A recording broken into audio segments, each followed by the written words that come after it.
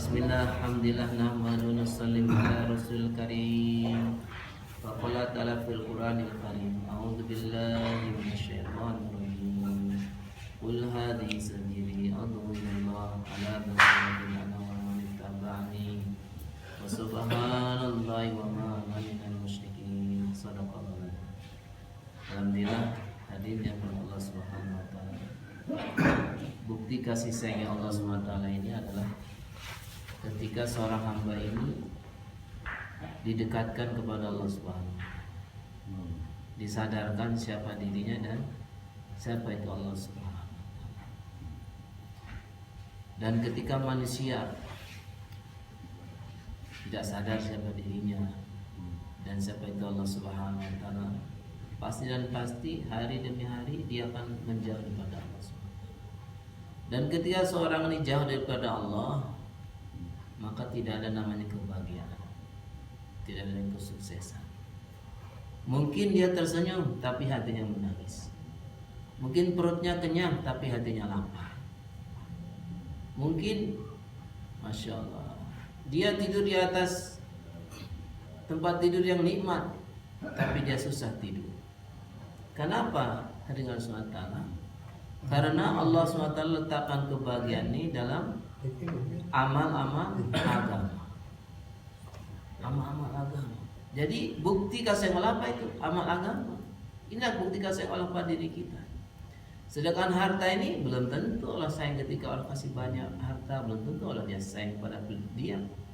Fir'aun lanatul alaini, subhanallah, kekuasaannya tidak ada batasnya. Wih, bahkan mengaku dirinya Tuhan. Tapi bukti kasih Allah apa? Allah hantar Nabi Musa alaihissalam. Nabi Musa alaihissalam ini datang kepada Fir'aun dengan lemah lembut. Allah perintahkan supaya lemah lembut pada Fir'aun. Berkata lemah lembut. Dan berulang-ulang datang Fir'aun, nampakkan lagi mukjizat lagi. Inilah bukti sayang Allah SWT. Jadi pada SWT sekarang manusia nggak merasa disayangi Allah. Kita sudah sholat fardu maghrib berjamaah. Ini nggak sebanding Pak dengan harta dunia ini. Karena apa? Karena kalau kita punya harta sebanyak dunia ini tidak dibawa dengan agama, nggak ada artinya. Kadang orang dapat door prize, wah sujud syukur, Masya Allah. Tapi ketika selesai sholat maghrib, biasa-biasa aja kesannya. Padahal ketika seorang sholat nih, subhanallah, Allahu Akbar, maka hijab diantara makhluk dengan Allah ini Allah buka. Rahmat Allah bercucuran, pengampunan dosa bercucuran. Ketika dia ruku, maka dosa-dosanya berguguran. Ketika dia iktidal, maka Allah angkat lagi dosa-dosanya. Ketika dia sujud, Allah SWT hapuskan lagi dosa-dosanya. Subhanallah. Jadi ketika sholat ini, Bapak SWT, ini adalah lahan daripada pengguguran dosa kita. Tapi karena iman kita begitu lemah, begitu rusak, menganggap sholat fardu maghrib biasa-biasa saja. Ya kan? Padahal perintah Allah tidak ada yang biasa. Semuanya luar biasa. Satu perintah Allah yang dibuat dengan ikhlas, dengan sunnah Rasulullah SAW, dengan cara yang benar, subhanallah, ini bisa menyebabkan seorang itu masuk dalam surga Allah. Nah, permasalahannya pada suatu Allah, seorang ini beramal ini tidak sesuai dengan keimanan yang kuat. Dia tahu tapi nggak yakin. Dia tahu tapi nggak yakin.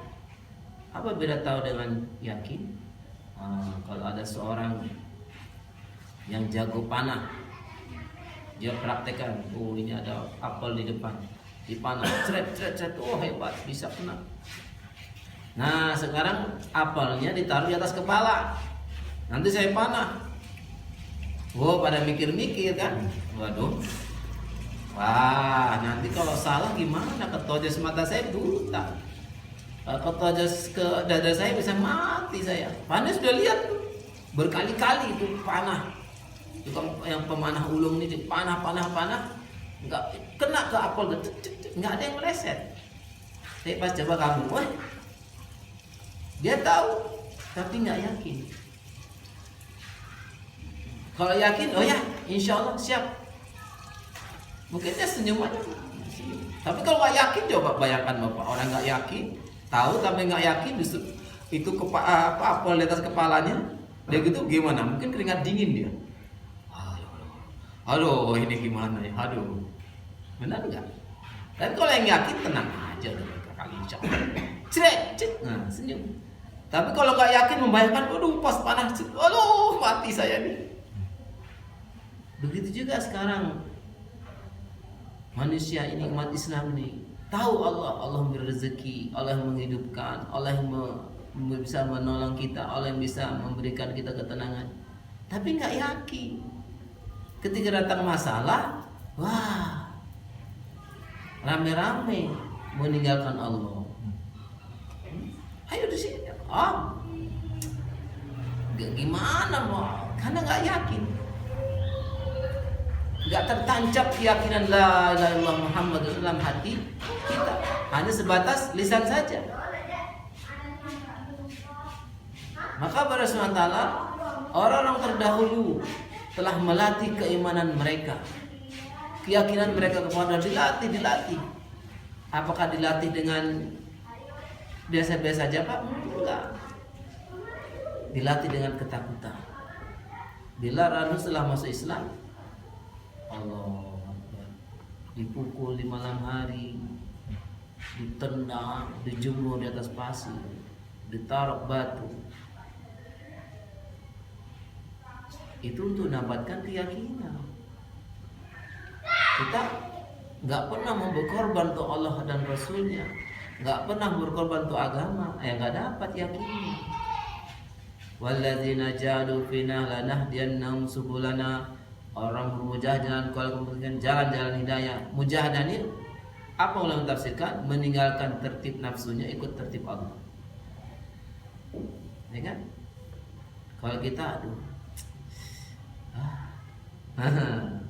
bisa rugi saya, mau sedekah Allah, cari uangnya susah, mau sedekah lagi. Sekarang menolong orang saja susah, nolong orang. Itu apa yang terjadi sekarang, nggak yakin.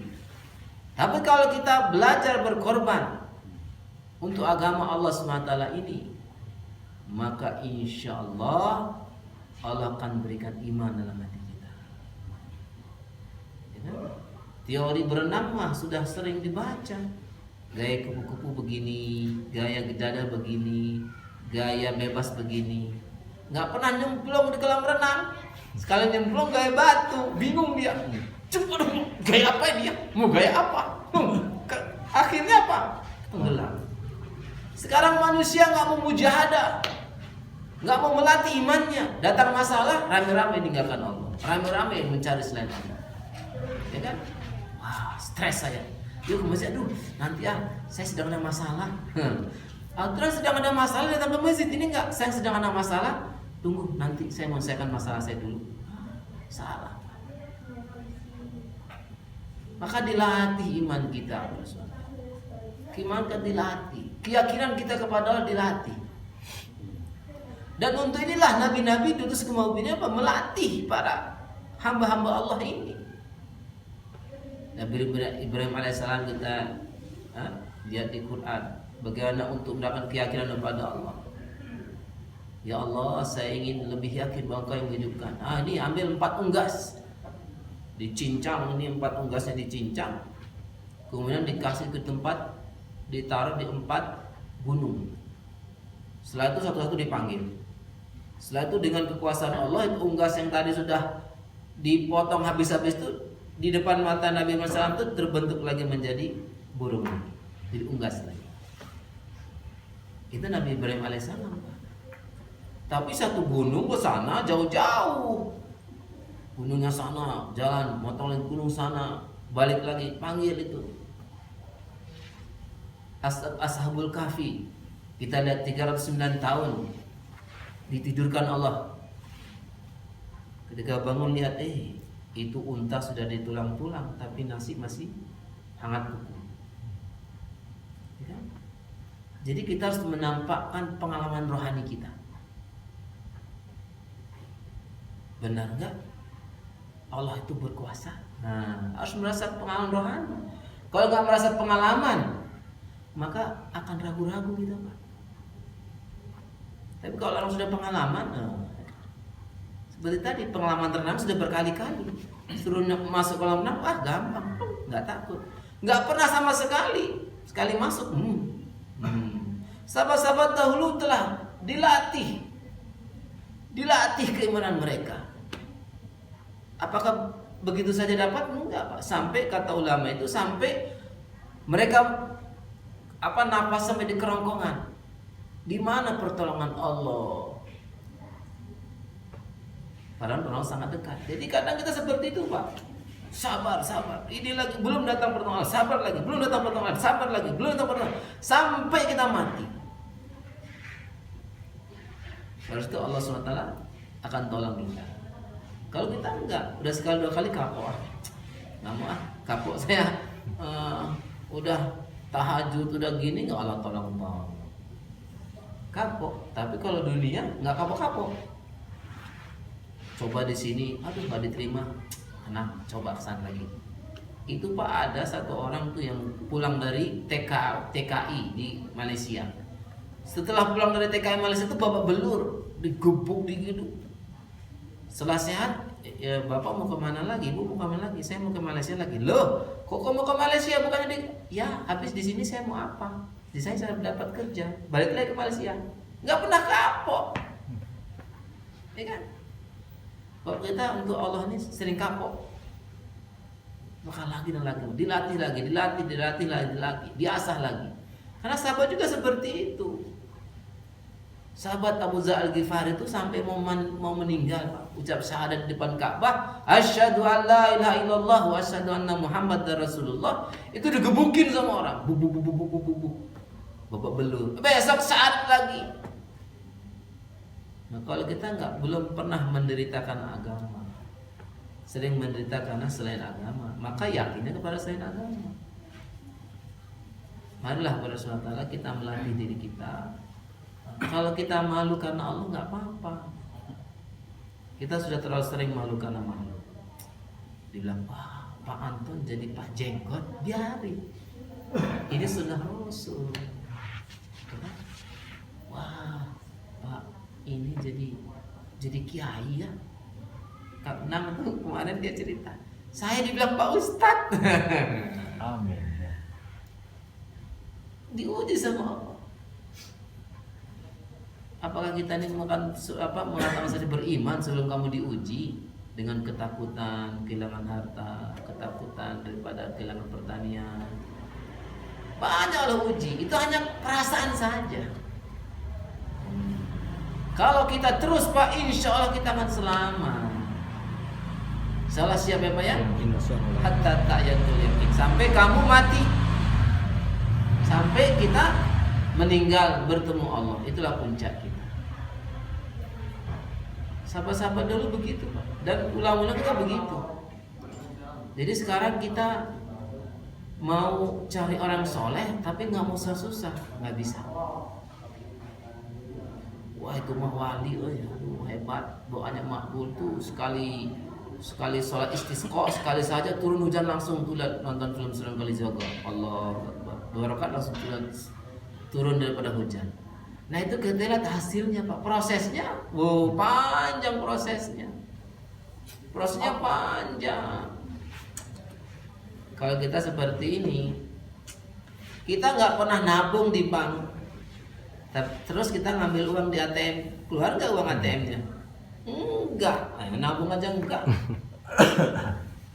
Kita nggak pernah melatih keimanan kepada Allah, nggak pernah susah-susah karena Allah, nggak pernah nabung amal kepada Allah. Mau sholat 2 rakaat langsung Allah tolong, ya nggak mungkin. Dilatih dulu sholatnya berkali-kali, dilatih dulu keyakinan berkali-kali, baru dapat keyakinan. Ini nggak mau dilatih, nggak bisa. Jadi nggak mungkin kalau kita tidak mujahadah. Dan Allah ingin lihat mujahadah itu sejauh mana hati kamu ini condong kepada Allah atau kepada makhluk. Lihat itu sahabat-sahabat dulu, subhanallah. Mereka dikucilkan, mereka itu diasingkan dalam keadaan kelaparan, tidak ada yang bantu. Ada seorang sahabat ditahan, maka langsung turun makanan dari langit. Kenapa Pak? Karena sudah dilatih, terbiasa berkali-kali. Kalau kita naik motor kan nggak langsung pinter. Kita lihatnya sahabat itu langsung, datang bertangan Allah, nggak lihat prosesnya. Proses mencapai begitu bagaimana sahabat dahulu. Lihat jadinya langsung, itu wali Sunan Kalijogo, lihat tuh, nunjukinnya jadi emas. Tapi lihat proses Sunan Kalijogo jadi walinya.